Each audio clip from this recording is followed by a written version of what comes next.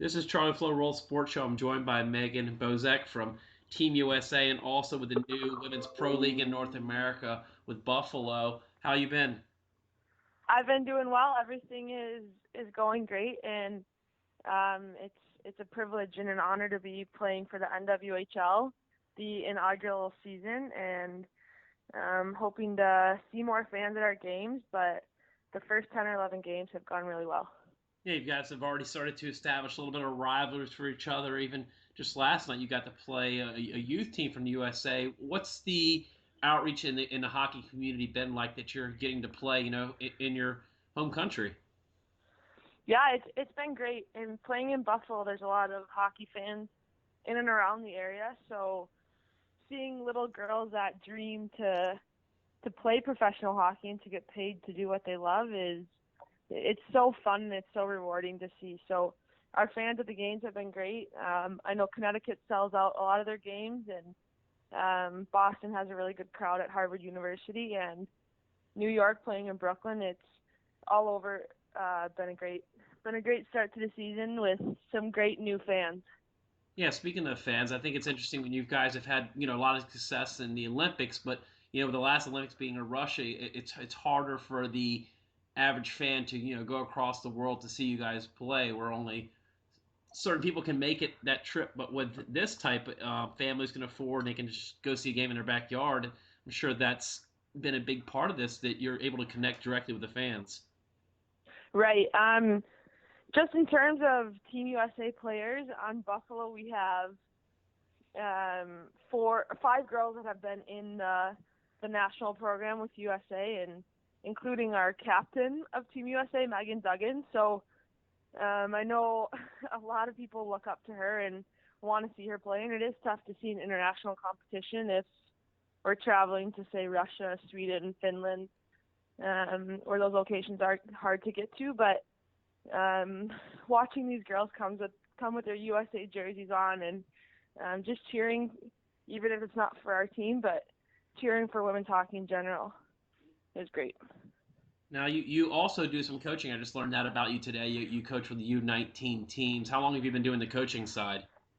Yeah, I've coached for the past 3 or 4 years now, and I absolutely love it. So I'm just a volunteer with Toronto Leaside Junior, and I also help with the Oakville Hornets, which is Pee Wee AA and Adam AA, so U10 and U12 girls, and I absolutely love it.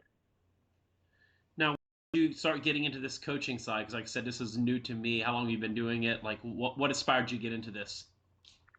I've run summer camps for the past 7 summers, and when I graduated from Minnesota, I wanted to stay involved with hockey as much as I could, so hopped on board with a team in Minnesota 2 years ago, and then when I played for Toronto last year, I started helping out with a few teams around here, and I've continued it ever since. That's really great. I mean, especially with a lot of players like yourself that aren't on the side of the men's side that are making the millions, where you almost have to have some type of second income, or maybe that is your income because a lot of young ladies are playing these amateur leagues that aren't getting paid. So I mean, I guess in a way it's a blessing because I'm sure it's helped you learn the game by teaching it. Yeah, absolutely. You can develop a lot of your own skills and things that you need to work on by teaching others those skills or tactics. So it's been very beneficial to me, but seeing the commitment and the dedication that the 10 and under girls put in, as well as the 19 and under girls put in, it's fun. And I know the journey that they're going through and that they're going on right now because I was once part of that. So any way that I can help them, I can guide them. That's exactly why I do it. When you speak of guiding them, and it's definitely neat to probably, I'm sure you're trying to pinch yourself now that you're a professional hockey player, that girls can look up to you. They can go to your games and aspire to be you one day instead of going to like a Buffalo Sabres game. That they can look up to those players, but they can't play for Buffalo Sabres. Right, and um, it's it's crazy to think that when I was younger, I was looking up to Mike Madonna was my favorite player, and now being from Chicago and being a huge Blackhawks fan, knowing that I still idolize those guys, but knowing that girls are idolizing women that play in the NWHL and the CWHL, so it gives opportunity for the younger generation to have dreams, have goals beyond college. Um, and I think everyone dreams of playing in the Olympics, but after the Olympics are done, there's nothing for us. So now that we have two leagues established with one of them paying its players, I think the movement for women's hockey is just growing greater and greater. So hopefully the sky is the limit for our side of the sport, and one day we can get paid maybe a little less than half of what the men get paid, but something that can be our full-time job, so we can dedicate our time, our effort, everything into our sport. Yeah, it's definitely neat you brought the whole Minnesota thing. I guess you're old enough to remember the North Stars leaving, and I'm sure it's good to have NHL back in the state of Minnesota. Yeah, Minnesota Minnesota was great to spend my 4 years at. I had such a good time there, and winning two national championships is really special. So Minnesota is a hockey hotbed where I think every mile, instead of seeing a gas station, you see a hockey rink. So it's really cool to know that there's fans all over and everyone gets involved there. What were some of your early memories? I mean, being from Minnesota, I guess you're kind of like born with a stick in your hands, but how did you get into hockey? Was it like family influences or just, hey, I'm in Minnesota? Yeah, I'm actually from Chicago. So I grew up in Chicago, and I Yeah, just left home to go to Minnesota for university.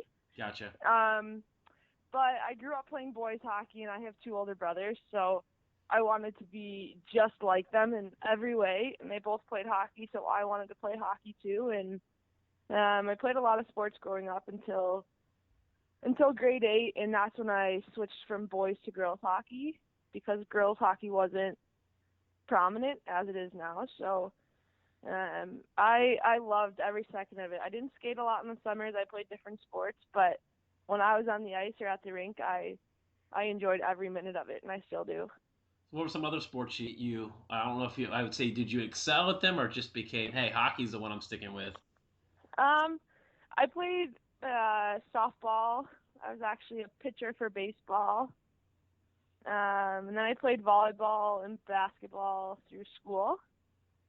So I just stayed active. I was with all my friends. It was a good social gathering away from the rink, but I was constantly outside with my brothers, with my neighbors, playing street hockey, playing kickball. Um, yeah, I was never inside, and I was never sitting down. So to keep me moving was a good thing. But my junior year of high school, I had to decide between softball and hockey, and I still had such a passion for hockey, so I had to quit softball my last 2 years of high school and just focus on hockey.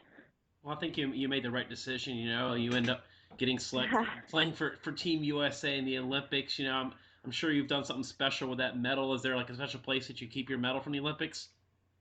Yeah, it's on a trophy shelf in the house, but I take it with me to a lot of events and speaking engagements, so it travels with me quite often. But just having it there, and it's a constant reminder of what a great opportunity and honor it was to play for my country, and hoping that I can train hard enough to make the 2018 Olympic team as well.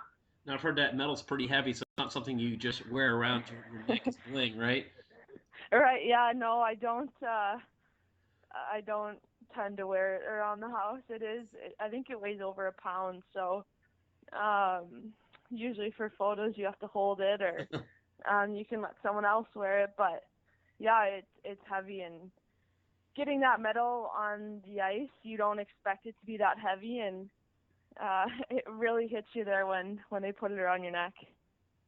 Now, what was that? Just that whole feeling like being selected and just the wearing that USA jersey and just hearing the national anthem being played. Yeah, the process itself is grueling but so rewarding. So we have tryouts in the middle of June, and out of the 50 girls that were at tryouts, 25 of us made the national team. So we packed up and moved to Boston, Massachusetts, and we knew going into it that 25 had to be cut down to 21. So every day was a tryout. Every on ice session, off ice session, video session, what you're eating, what your sleep patterns are like, and everything in between. It was all being monitored. It was all being watched. So it's a process, and it definitely takes a toll on you mentally and physically. But you know what you're training for, and knowing that your end result could be competing at the Olympic Games and hopefully competing for a gold medal is what we all strived for. So knowing that 24 other girls had the same goal in mind with you, it was the most competitive hockey I've ever played, I've ever seen, and to be with those girls, it was so fun. Yeah, that's the neat part about it. It's not even the neat part, but probably the physical and mentally stressful. It's not like when you're trying out for a club team where you have a couple players that just hey, this player's probably not going to make it. You're going up against the best of the best on the best players of the world. So if you come with your B game, you won't make it. Right. So you had to be prepared all the time, and obviously everyone has off days and what may come about of that, but you know that you have to give it your all because you don't want to have that second chance. You have to do it on the first chance, and um, like I said, there's no greater honor than representing your country in any way that you can. I've been hearing a lot of good things about this the women league that started up the NWHL that just started this year with the four teams you playing for Buffalo. Is that a lot of the things is the action at this that you don't get many pro sports in North America where you guys hang out after the game, take pictures, sign autographs, like if you get to know some of the fans on a regular. Yeah, we have a lot of fans that come to all of our home games, and it's just been great. Our following, even looking at social media and people tweeting to us saying how much fun they had at the game, regardless of wins or losses. It's why we play the game. We want to grow the sport. We want to market the sport as best as we can, and for us to be role models um, is exactly why we do this. So Buffalo has been great. The whole league in general has been awesome for the inaugural season. You can't expect anything better than this. So it's fun. We get to travel to three other towns and just spending a lot of time with our team on the bus, and you create memories that way, and you create those friendships on and off the ice. I guess that's all interesting. Players you play against the national, or and then on are now your opponents in club in the professionals. Right. I like seeing my U.S. teammates in a different jersey. It's fun. It's a different attitude, a different mindset. But we're all playing to win, and it's still a competitive game. But it helps to see them, and you see some of your teammates every weekend, except for New York doesn't have any national team girls for USA, but I have a few friends that I played against in college, and it's fun to see their paths and their living situations and what they're up to. So it's